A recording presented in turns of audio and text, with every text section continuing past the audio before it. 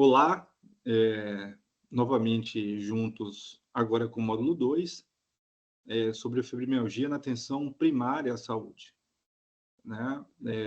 A gente hoje vai se dedicar a falar especialmente sobre o diagnóstico da fibromialgia. Já foi um tabu muito grande, ainda continua, com alguns desafios em torno do diagnóstico, mas a gente já tem uma elucidação muito boa em torno do diagnóstico da fibromialgia. A gente consegue certamente ter um diagnóstico um pouco mais acuraz, né, em torno da fibromialgia. É claro que vale muito a pena você que está acompanhando esse módulo revisar o módulo anterior, o módulo 1, onde a gente traz uma bagagem muito grande em torno da dor crônica, dos mecanismos que justificam a fibromialgia, né, toda a fisiopatologia. Então, eu aconselho esse retorno. A partir de agora, a gente vai falar sobre o diagnóstico, lembrando que vale a pena revisar a dor crônica primária, os conceitos de dor crônica primária, que é o que justifica a fibromialgia, a dor nociplástica e o mecanismo de sensibilização central, o fenômeno de sensibilização central, que é o que é o mecanismo melhor aceito, o fenômeno que explica exatamente a dor nociplástica, tá? Que é a origem da dor, né? É o mecanismo que justifica a dor do paciente fibromialgico. Lembrando que a fibromialgia, ela é uma real patologia, tá? Ela não é uma doença psicológica, ela não é dada por um diagnóstico de exclusão, já foi o tempo que isso acontecia, tá? Os exames de palpação não são os exames, não é o exame ouro, tá? Em alguns casos ele pode auxiliar, sim, mas ele não é mais tão preditivo assim para um diagnóstico. Quanto aos exames complementares, são importantes enquanto diagnóstico diferencial, mas não existe exames complementares, sejam de exames laboratoriais ou exames de imagem, que nos auxiliem na fibromialgia, a testar a fibromialgia, tá bom? Lembrando da incidência e da prevalência hoje no Brasil, ela gira em torno de 2,5% da população, ela comete mais mulheres, mulheres em fase ativa, né, mulheres adultas, principalmente em fase ativa, relembrando um pouco da fisiopatologia, especialmente por conta das, da relação estrogênica, tá? Que influencia e aumenta, infelizmente, a probabilidade de desenvolver a sensibilização central, dores crônicas, tá? E ela aumenta com doenças inflamatórias crônicas, né? Apesar da fibromialgia não ser uma doença inflamatória, mas doenças inflamatórias são fatores de riscos que aumentam certamente a, a taxa de desenvolvimento de fibromialgia, tá? Os fatores de risco, como a gente revisou lá no módulo 1, eles vão desde a fase intrauterina até os dias atuais, em que a visão biopsicossocial, o modelo, né, a investigação dentro de um modelo biopsicossocial é o que melhor é prescrito para se chegar a um diagnóstico, onde a gente tem que avaliar fatores genéticos e fatores ambientais, sejam eles os mais diversos possíveis, tá? Tanto desde vale revisar que tanto desde a fase intrauterina até a idade atual. Os desafios da fibromialgia, vale ressaltar lá o último campo, né? Um dos maiores desafios da fibromialgia se dá exatamente o diagnóstico, que é o que a gente vai se dedicar a falar aqui. É um diagnóstico que infelizmente, hoje é datado entre 2,7 a 5,2 anos para se chegar a um diagnóstico. Isso é um desafio grandioso, né? Mas a gente vai entender que hoje já tem ferramentas diagnósticas propostos por forças-tarefas de algumas instituições específicas da dor no mundo e que, infelizmente, é uma ferramenta que ainda está começando a ser engajada, né, no campo clínico. A pesquisa ela já tem uma melhor entrada, mas no campo clínico ela ainda engatinha, né? Mas certamente com o avançar disso, e a gente aqui na Universidade Federal trabalha para que a gente acelere esse processo, especialmente quando a gente fala em Bahia, a gente fazer da Bahia o campo para acelerar, né, principalmente da atenção básica na Bahia, acelerar esse processo diagnóstico vai ser certamente um exemplo para toda a Bahia, para que a gente supere esses 2,7 a 5,2 anos até um diagnóstico. E que são pacientes que não caminham tanto de médico em médico, né, que a gente faça um agerenciamento na sua grande maioria da população, na atenção primária, desde o manejo inicial, desde a recepção, desde o diagnóstico até o tratamento. Tá? O que nos subsidia ao falar sobre diagnóstico, alguns autores nos deixam claro que a evolução dos critérios diagnósticos para a síndrome fibromialgica nas últimas décadas, especialmente de 2010 para cá, fez essa entidade patológica ser cada vez melhor indicada e manejada no contexto dos cuidados primários. Baseado nisso é que hoje a gente, na Universidade Federal do Oeste da Bahia, desenvolve pesquisas onde a gente quer avaliar o nível de conhecimento dos médicos e médicas da atenção primária à saúde sobre a fibromialgia, porque muito embora a gente entenda que o contexto da atenção primária é adequado, mas os médicos que estão lá estão prontos para esse diagnóstico.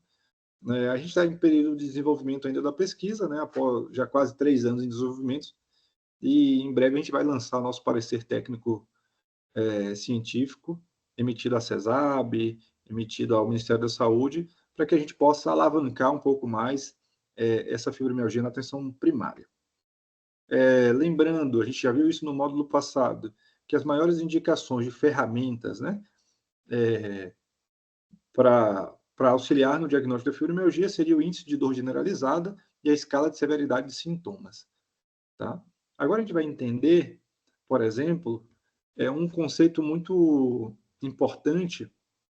Essa é uma paciente no meu consultório, a gente não vai ficar sempre assim, sempre de costas, para que vocês avaliem. Quando a gente está avaliando, por exemplo, para saber se esse paciente atende aos critérios de dor nociplástica.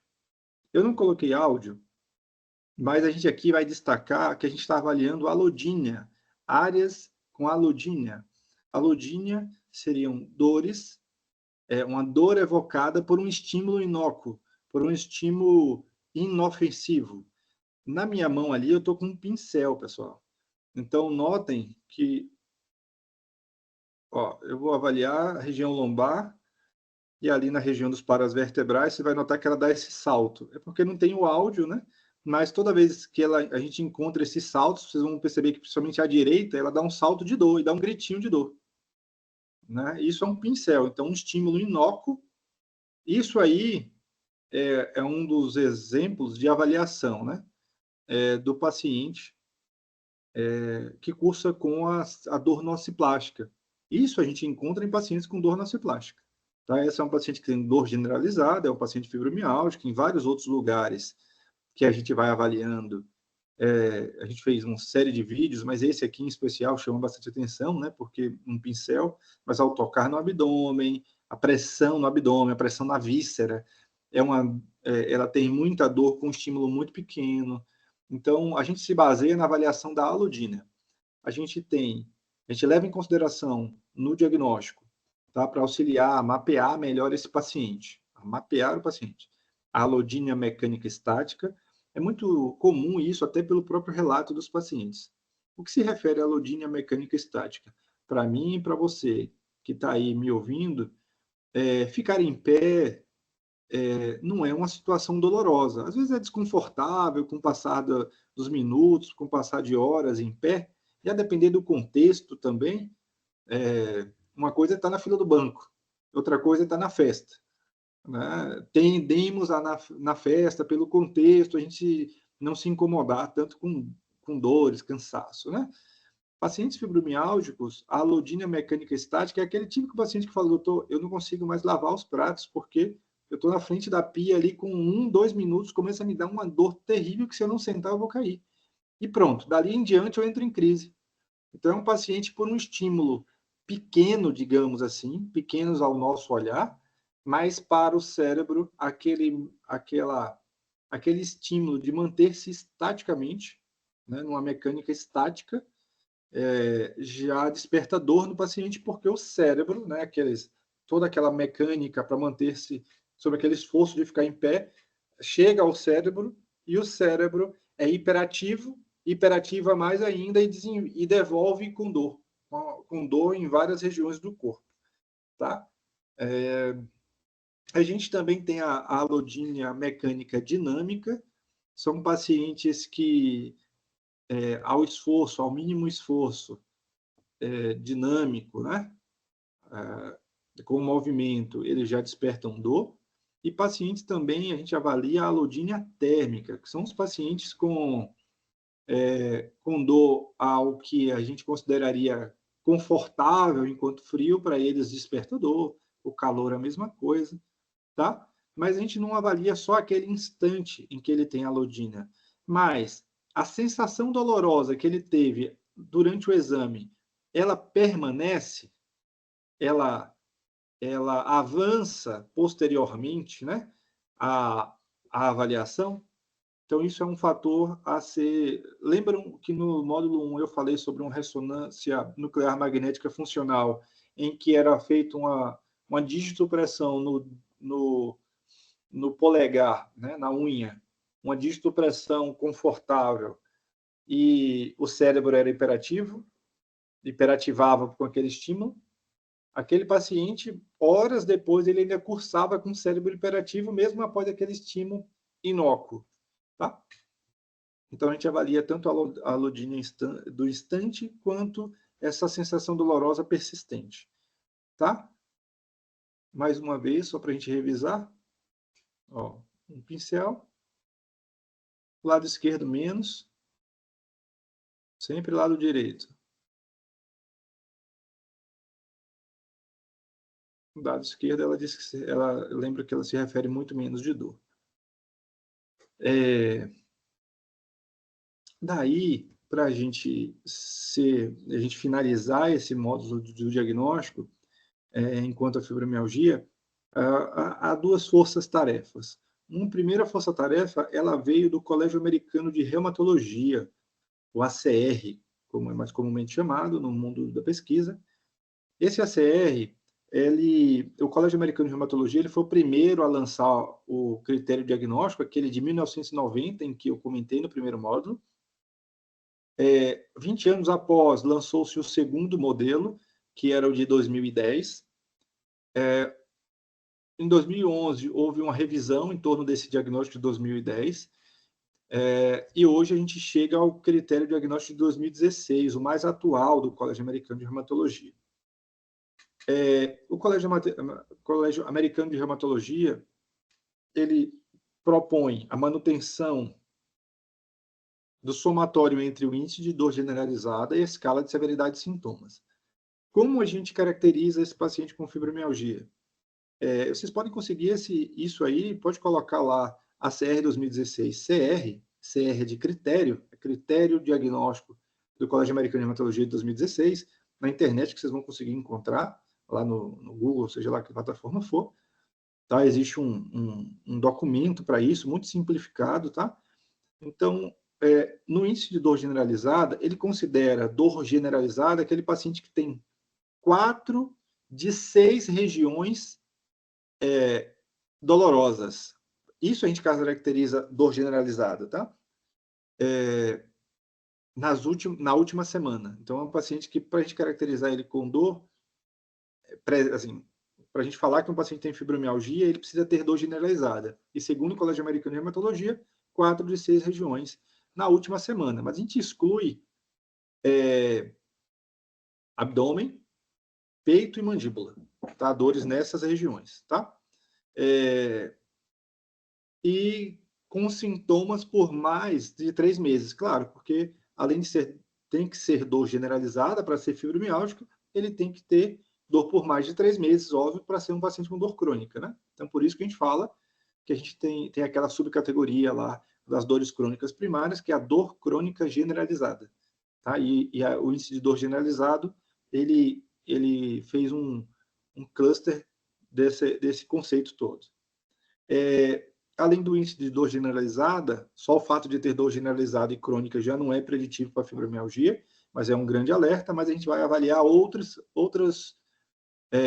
parâmetros. A escala de severidade de sintomas, ela leva em consideração a soma da severidade de fadiga, sono não restaurador e sintomas cognitivos.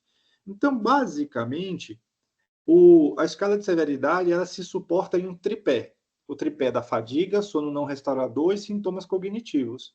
Mas o índice de dor generalizada, aquele paciente, ele apresenta dor em 4 de 6 regiões na última semana,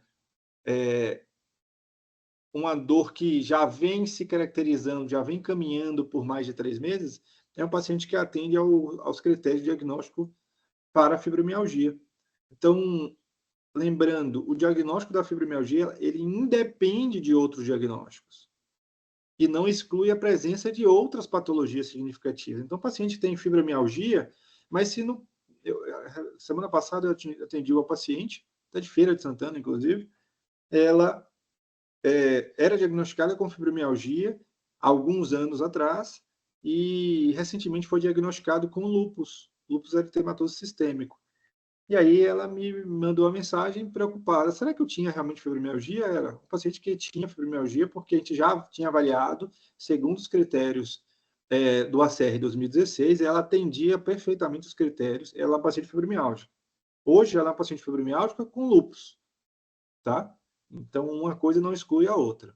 Tá? Isso muitas vezes acontece ao contrário. O paciente tem lúpus, aí exclui a necessidade de avaliar a fibromialgia. Não, continua avaliando para ver se ele não tem, porque ela tem uma dor de origem nociceptiva.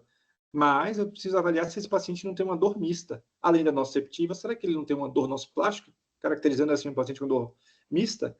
Então, é muito comum isso, pacientes com artrite reumatoide, pacientes com outro perfil de paciente com tireoidopatias, tá? O paciente tem hipotireoidismo e muitas vezes considerava, pronto, é hipotireoidismo que está justificando a dor. Nem sempre. O paciente pode ter hipotireoidismo e cursar com fibromialgia também, tá? O segundo e último critério diagnóstico é o ACTION, da Sociedade Americana de Taxonomia da Dor. Na verdade, é uma força-tarefa entre o ACTION e a Sociedade Americana de Taxonomia da Dor, onde houve uma força-tarefa entre essas duas instituições, formando assim o AAPT 2016 ou 2019, o critério diagnóstico AAPT 2019, que ele é um critério diagnóstico simplificado. Ele é criado realmente dentro de um outro perfil, dentro de uma outra perspectiva dentro da fibromialgia, onde eles não alcunham o termo dor generalizada, mas eles levam em consideração o termo, é uma questão de semântica, de observação, de dor multilocal. Essa dor multilocal é de 9 regiões possíveis, que tem até um mapinha aqui, de 9 regiões possíveis, o paciente precisa apresentar pelo menos 6 regiões dessa com dores. Obviamente, dores por mais de 3 meses, porque é um paciente com dor crônica, tá? Lembrando disso. Além dessa dor multilocal, né? O Muricide Pain, que é esse MPS, onde o paciente precisa apresentar de 6 a 9 regiões, soma-se esse critério de avaliação da dor a sintoma de fadiga. O paciente precisa apresentar, para atender a um critério diagnóstico de fibromialgia, segundo essa ferramenta, sintomas por mais de 3 meses de fadiga. Tá? O paciente que tem o que a gente chama de fadiga intrusiva, então uma fadiga persistente, uma fadiga que leva à incapacidade funcional, tá? Aí o paciente, a gente faz uma avaliação onde, além das dores multifocais, soma-se a fadiga ou aos distúrbios do sono. Veja que esse é um diagnóstico ainda mais simplificado. Tá? Então, leve em consideração a dor e a presença de fadiga por mais de 3 meses, é um paciente que atende aos critérios da fibromialgia. Ou paciente com dor em 6 de 9 regiões, apresentando distúrbios do sono, com sintomas por mais de 3 meses. Tá? Então, esse é um critério ainda mais simplificado. E aqui, eu finalizo com vocês essa abordagem sobre o diagnóstico da fibromialgia. Eu propus aqui 2 diagnósticos, né? Existem outros, mas esses são os diagnósticos mais difundidos, mais aceitos, inclusive recomendados pela Associação Internacional para o Estudo da Dor, a IASP. Tá? Já muito validados esses critérios, e são esses critérios, inclusive, que a gente desenvolve a pesquisa na Bahia, onde a gente quer avaliar o nível de conhecimento dos médicos e médicos da atenção básica em torno do conhecimento desses 2 critérios. Tá? Nesse momento, a gente encerra esse módulo 2, e agora a gente vai falar sobre tratamento.